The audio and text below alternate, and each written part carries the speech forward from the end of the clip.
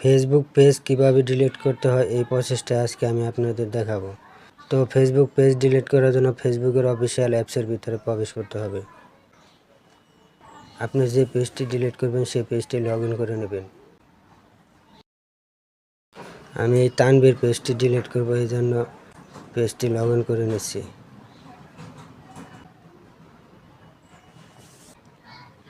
এবার উপরে এই যে তিনটা থ্রি ডট লাইন আছে, এই থ্রি ডট লাইনে টাইপ করবেন। এবার স্ক্রল করে নিচে আসবেন।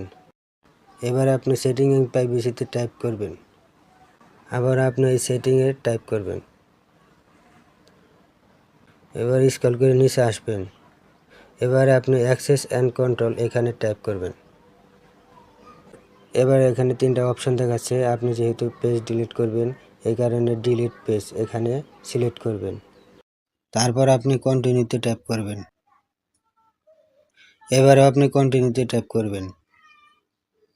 আবারও কন্টিনিউতে ট্যাপ করবেন। এবার আপনার ফেসবুকের আইডির পাসওয়ার্ড দিতে হবে। পাসওয়ার্ড দেওয়া হয়ে গেলে কন্টিনিউতে ট্যাপ করবেন। এবার ডিলিট পেজ এখানে ট্যাপ করবেন।